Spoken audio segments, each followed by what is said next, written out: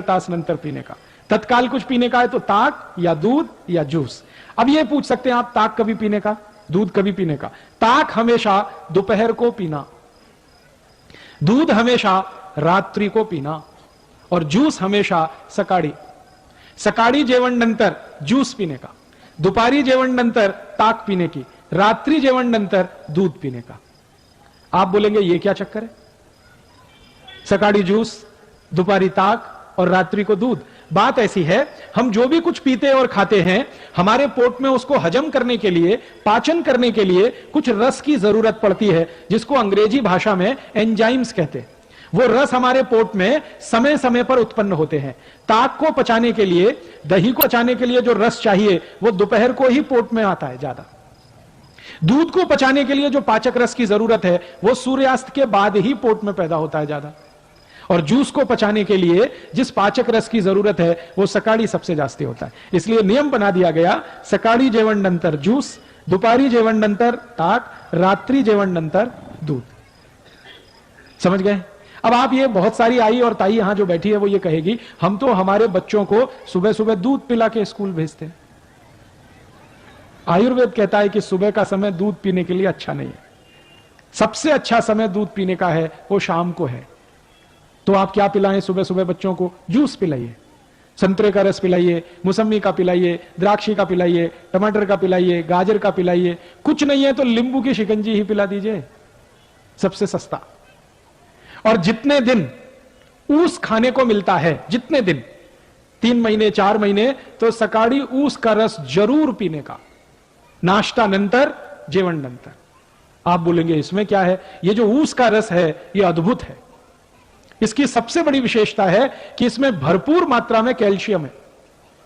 और हमारे शरीर की ये जो हड्डियां होती हैं, इनको बनाने के लिए कैल्शियम सबसे जास्ती उपयोग में आता है। और जूस जो है, ऊस का रस, उसमें सबसे जास्ती कैल्शियम। फिर दूसरे नंबर पे सबसे जास्ती फास्फोरस है। कैल्शियम और फास्फोरस अगर किसी किसी रस में है तो वो तो सबसे अद्भुत है। इसलिए ऊस का रस जितने दिन मिले जरूर पीना। क्या क्या फायदा होगा? हड्डियां मजबूत होंगी, शरीर में चुस्ती फुर्ती रहेगी, ताकत बहुत ज्यादा आएगी। और मैं आपको 1-2 माहिती देता हूं। जो ऊस का रस पी सकते हैं सुबह सुबह, उनको जिंदगी में कभी भी काविड़ रोग नहीं हो सकता। काविड़ समझते हैं मराठी में? जॉन्डिस। आंखें पीली पीली हो जाती हैं, लघवी एकदम पीली आने लगती है, शरीर टूट जाता है, बिस्तर पे लेटना पड़ जाता है। और काविड़ की दुनिया में औषध नहीं है। एलोपैथी के किसी भी डॉक्टर से पूछेंगे, वो कहेगा काविड़ की औषध नहीं है, ये तो अपने आप ही ठीक होता है। डॉक्टर कहेगा आराम करो 20 दिवस, 25 दिवस, 30 दिवस। लेकिन इस काविड़ को होने नहीं देना, इसकी सबसे बड़ी ताकत है ऊस के रस में। तो ऊस का रस पिए सुबह सुबह, बहुत अच्छा होता है। और मैं इसलिए भी कह रहा हूं ऊस का रस पीने को कि सारे के सारे भारतीय नागरिक रोज सकाळी 1 गिलास ऊस का रस पिए, तो भारत के जो शेतकरी ऊस उत्पन्न करते हैं वो सब श्रीमंत और कोटिपति हो जाएं। आप बोलेंगे वो कैसे? अभी क्या होता है, जो शेतकरी ऊस उत्पन्न करते हैं वो सारा ऊस साकर कारखाने में जाता है। साकर कारखाना चलाने वाला तो कोटिपति और श्रीमंत हो जाता है, शेतकरी वहीं का वहीं रोडपति रह जाता है। मैंने संपूर्ण भारत का 3 बार प्रवास किया, उत्तर, दक्षिण, पूरब, पश्चिम। जो भी शेतकरी ऊस उत्पन्न करते हैं सब गरीब हैं, रोडपति हैं। लेकिन उनके ऊस को साखर बनाने वाले जो श्रीमंत हैं और कोटिपति हैं, कारखाने के मालिक, वो सब उद्योगपति हैं। ये चक्कर क्या है? चक्कर बड़ा सीधा है। ऊस का भाव बहुत कम है, साखर का भाव बहुत जास्ती है। ऊस पैदा करने वाले शेतकरी को भाव कम ही है, लेकिन साखर बनाने वाले श्रीमंत को भाव सबसे जास्ती है।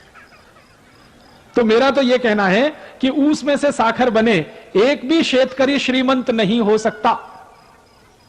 अगर इसी ऊस का रस बिकने लगे और सारे भारतवासी पीने लगे तो ऊस उत्पन्न करने वाला हर एक शेतकरी श्रीमंत होता है। और एक फायदा होता है, अगर ऊस का रस पिए ना तो नपुंसकता की बीमारी कभी नहीं आती। मैं आपको एक छोटी सी माहिती देता हूं। अगर आपके घर में ऐसे कोई पति पत्नी हैं जिनका विवाह हो गया लेकिन बच्चे उत्पन्न नहीं हो रहे, कभी किसी को भी हो सकती है, स्त्री में भी हो सकती है, पुरुष में भी हो सकती है, ऐसे किसी भी पति पत्नी को कहिए कि अगर बच्चा चाहिए तो ऊस का रस पियो और क्या डालकर पियो? चूना डालकर पियो। चूना देखा है पान में जो लगाते हैं, वो चूना 1 ग्राम 1 गिलास उसके रस में मिला के 3-4 महीने से 5-6 महीने तक कोई भी पी ले, बड़े आराम से बच्चा हो जाएगा। और ऐसी स्थिति में तो सबसे जल्दी बच्चा होगा जब पुरुष के वीर्य में शुक्राणुओं की कमी है और इस कारण से बच्चा नहीं हो रहा है, उनके लिए तो यह अचूक औषध है, ऊस का रस और थोड़ा सा चूना। यह ऊस का रस और चूना दुनिया की सबसे अद्भुत औषध है। आप इसको पी सकते हैं, गुर्गे दुखने का अगर रोग है ना तो भी इसको पी लीजिए, गुर्गा दुखना कम कर देगा। कांधा दुखता है, कमर दुखती है, संधिवात हो गया है, ऊस के रस में चूना मिला के पीजिए, बहुत अद्भुत परिणाम। बार बार काविड़ होता है, उसके रस में चूना मिला के पीजिए, और अच्छे परिणाम। नपुंसकता है, शारीरिक कमजोरी है, उसमें भी यह काम करता है। तो मेरा कहना है आयुर्वेद का नियम, सकाळी जेवण जूस पीने का, तो ऊस का रस सबसे अच्छा। दूसरे नंबर पर संतरे का रस, मौसमी का रस, द्राक्षी का रस, टमाटर का रस, गाजर का रस, और ये जितने भी रस आप पिएंगे सबका पैसा शेतकरी समाज को ही मिलेगा। और शेतकरी समाज को पैसा मिलेगा, शेतकरी समाज श्रीमंत होगा। मेरी आपको एक छोटी सी विनंती है, कुछ और रस आते हैं हमारे देश में बोतल में बंद, वो कभी नहीं पीना, वो सब खतरनाक है। जैसे बोतल बंद, बाटली में बंद एक रस आता है पेप्सी कोला, एक है Coca Cola, Thums Up, Limca, Citra, Mirinda, mango Frooti, ये सब बाटली में बंद आते हैं ना, और पैकेट में भी बंद आते हैं। ये खराब है, इनको नहीं पीना, क्योंकि इनमें दम नहीं है। आप बोलेंगे क्या दम नहीं है, इनमें है क्या? मैं विज्ञान का विद्यार्थी रहा हूं, और विज्ञान के विद्यार्थियों के ऐसे 14 तरह के केमिकल मिलाए जाते हैं, और ये सब जहर हैं, सभी विष हैं। ये पेप्सी और कोका कोला में तो एक केमिकल मिलाया जाता है, उसका नाम है फास्फोरिक एसिड। ये फास्फोरिक एसिड से आप जानते हैं क्या बनता है? संडास साफ करने वाला हार्पिक। आपने टीवी जाहिरात देखा? हार्पिक, वो संडास पात्र पे डालो, 2 मिनट में फ्लश करो, झकाझक सफेद कर देता है। वो कैसे कर देता है? उसमें एसिड मिलाया हुआ है जिसको तेजाब कहते हैं, और उसका नाम है फास्फोरिक एसिड। वही एसिड पेप्सी कोका कोला में भी मिलाया जाता है। तो एक बार मैंने सोचा कि हार्पिक से अगर संडास साफ हो सकता है तो पेप्सी से भी होना चाहिए, क्योंकि दोनों में एसिड है। तो मैंने मेरे घर में करके देखा। मैंने मेरे घर में क्या किया, 1 महीने तक संडास साफ नहीं किया, खूब गंदा हो गया, एकदम पीला पीला कचरा जमा हो गया उसमें। फिर मैं पेप्सी और कोका कोला की बाटली लेके आया और संडास पात्र पे गिराया, और 2 मिनट के बाद पानी से फ्लश किया, संडास पात्र झक्काझक सफेद, एकदम व्हाइट एंड व्हाइट, एकदम नीट एंड क्लीन। वो दिन से मैंने एक जाहिरात शुरू किया है, ठंडा मतलब टॉयलेट क्लीनर। ठंडा मतलब कोका कोला नहीं है, ठंडा मतलब टॉयलेट क्लीनर। अब मुझे बड़ा दुख होता है कि पढ़े लिखे श्रीमंत लोग ये टॉयलेट क्लीनर गटागट पीते रहते हैं, जास्ती एजुकेटेड जास्ती पीते रहते हैं। Engineer, doctor, chartered accountant, manager, professor सब संडास साफ करने वाला पानी पी रहे। किसी के लग्न प्रसंग में जाते हैं ना तो फोकट में मिलता है, तो 2-2, 3-3 बाटली गटकते। और पीने वाले घर में अकेले नहीं पीते, कोई मेहमान आ गया उसको भी पिलाते। एक तरफ कहते हैं अतिथि देवता होता है, देवताओं को ही संडास साफ करने का पानी पिलाते हैं। और कुछ अतिथि अपने घर में ऐसे आते हैं जो कहते हैं ठंडा लाओ, माने हमको संडास साफ करने का पानी पिलाओ। मेरी आपको हाथ जोड़कर विनती है, ये Pepsi, Coke, Thums Up, Limca, Citra नहीं पीना, क्योंकि इसमें एसिड है। वो एसिड पेट को जलाता है, एसिडिटी पैदा करता है। और सबसे तकलीफ की बात पता है क्या है? कि आप बाटली खरीदते हैं, वो 10-12 रुपए की आती है, कारखाने में सिर्फ 70 पैसे की बनती है, वो 12 रुपए में आप खरीदते हैं। और ये पेप्सी कोका कोला की बाटली विदेशी कंपनी की है, अमेरिका की कंपनी की है, वो भारत की नहीं है। तो आप अगर 12 रुपए की बाटली खरीदें, 70 पैसा खर्चा होता है, 11 रुपए 30 पैसे मुनाफा होता है परदेशी कंपनी को। उसमें से वो 1 रुपए 1.5 रुपए टैक्स का देके, फिर दुकानदार को 1-8 रुपए देके, एक बाटली पर लगभग 8 से 8.5 रुपए कमा के अमेरिका ले जाते हैं। अगर एक बाटली पेप्सी कोला किसी ने पिया, 8 रुपए भारत देश का अमेरिका को दिया। 2 बाटली पिया 16 रुपए दिया, 3 बाटली पिया 24 रुपए दिया। दर वर्षी भारत में पेप्सी कोका कोला की 700 कोटी बाटली बिकती है, और दर वर्षी भारत देश का 5,700 कोटी रुपए अमेरिका जाता है।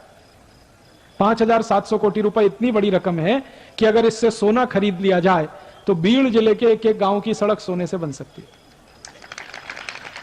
इतनी बड़ी रकम हम अमेरिका को देते हैं, क्या पीकर? संडा साफ करने वाला पानी, Pepsi Cola, Coca Cola, Thums Up, Limca, सिट्रा।